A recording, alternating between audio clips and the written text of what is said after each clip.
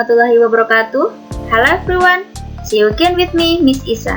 Today we will learn about asking and giving suggestion, yaitu meminta dan memberi saran.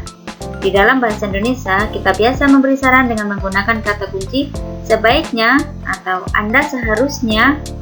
Di dalam bahasa Inggris, kita bisa menggunakan kata should atau should not untuk meminta dan memberikan saran kepada orang lain. Nah, seperti apa penerapannya?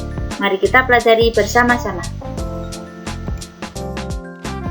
The purpose of learning, we can ask and give suggestion by using should and should not. Jadi, tujuan pembelajaran materi ini adalah bagaimana supaya kita bisa bertanya dan memberi saran dengan menggunakan kata should dan should not. Dalam meminta saran dan memberi saran, agar seseorang melakukan atau tidak melakukan sesuatu, kita bisa menggunakan kata kerja bantu should atau should not. Should artinya sebaiknya atau seharusnya, should not atau shouldn't artinya sebaiknya tidak atau seharusnya tidak. Shouldn't itu singkatan dari should not. How do we use should and should not? Bagaimana kita menggunakan kata should dan should not dalam memberikan saran?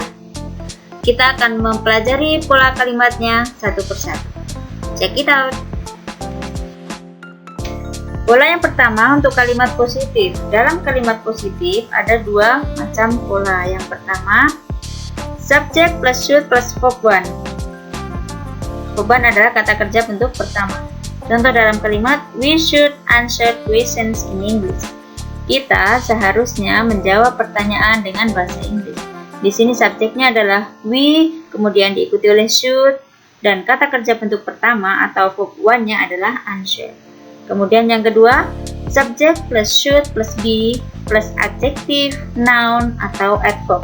Adjective itu kata sifat, noun kata benda, adverb kata keterangan. Ingat, setelah should be tidak diikuti oleh kata kerja bentuk pertama atau verb one. Contoh dalam kalimat, you should be active in our English class. Kamu seharusnya aktif di kelas bahasa Inggris kita. Subjeknya di sini you, kemudian should be diikuti oleh kata sifat di sini yaitu aktif. Pola yang kedua untuk kalimat negatif. Di sini juga ada dua macam. Yang pertama adalah subject plus should not atau shouldn't plus verb one. Contoh dalam kalimat, you should not play a guitar in the classroom. Kamu seharusnya tidak bermain gitar di kelas.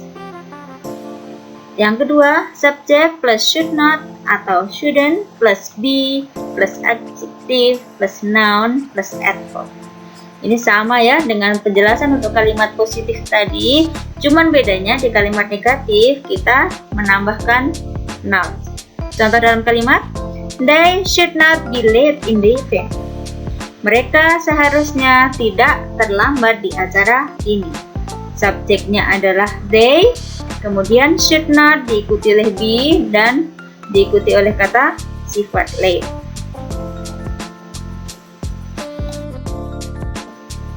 Kemudian pola yang ketiga yaitu untuk kalimat interrogatif atau kalimat tanya. Di sini juga ada dua macam. Yang pertama adalah should plus subject plus verb one. Jangan lupa dikasih tanda tanya. Di dalam kalimat tanya, should-nya ini di depan. Setelah itu diikuti oleh subjek. Contoh dalam kalimat, should I speak English? Haruskah saya berbicara bahasa Inggris? Nah, responnya, yes, you should. Ya, kamu harus. Jika no atau tidak, kita menggunakan no. You should not. Tidak, kamu tidak harus. Kemudian yang kedua, should plus subject plus be plus adjective atau noun atau adverb. Contoh kalimat, should they be on time in the party? Haruskah mereka tepat waktu di pesta itu? Responnya, no, they shouldn't. Tidak, mereka tidak harus. Jadi di kalimat interrogatif atau kalimat tanya, should ada paling depan atau ditaruh di depan kalimat. Nah, kemudian selain itu bisa juga dengan menambahkan question words seperti what, where, atau when. Kita lihat contohnya. What should I do? Apa yang seharusnya saya lakukan? Where should I buy the book? Di mana sebaiknya saya membeli buku? When should we go to the library? Kapan sebaiknya kita pergi ke perpustakaan? Nah, ini adalah contoh-contoh bagaimana kita asking suggestion atau meminta saran dengan menggunakan question words. Mari kita perhatikan bagaimana penggunaan should atau should not di dalam situasi berikut. We have to test tomorrow. English and Science. What should we do? Kita punya 2 ujian besok, bahasa Inggris dan IPA. Apa yang harus kita lakukan? Nah, bentuk sarannya, we should study harder for the test tomorrow. Kita sebaiknya belajar lebih giat untuk besok. We should prepare ourselves for the test. Kita sebaiknya mempersiapkan diri kita untuk ujian. We should not play the game tonight. Kita sebaiknya tidak bermain game malam ini.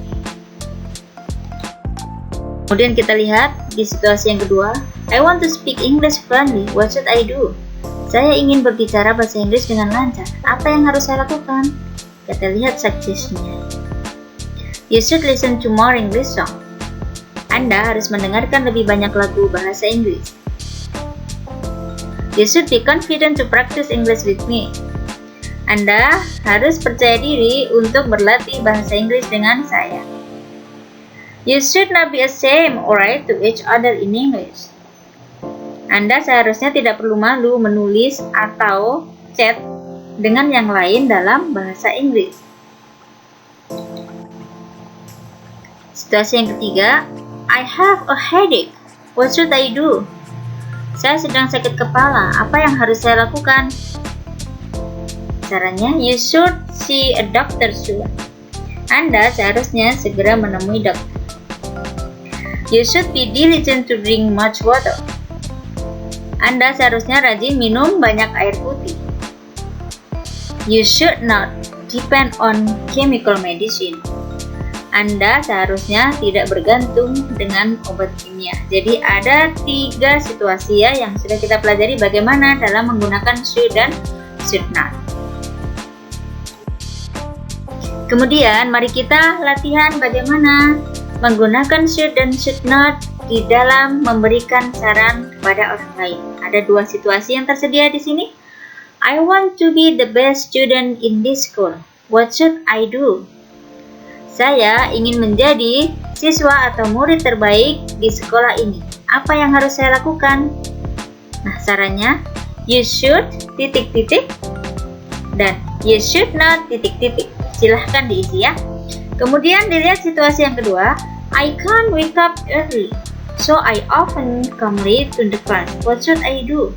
Saya tidak bisa bangun pagi, sehingga saya sering datang terlambat ke kelas. Apa yang harus saya lakukan? Nah, kalian diminta untuk memberikan saran terkait situasi ini. You should ... and you should not ... Semoga sukses. Semoga materi pembelajaran kali ini bermanfaat dan Anda bisa menerapkan bagaimana meminta dan memberi saran dalam bahasa Inggris, terutama dengan menggunakan kata should and should not. Thank you for your attention. See you and Assalamualaikum warahmatullahi wabarakatuh.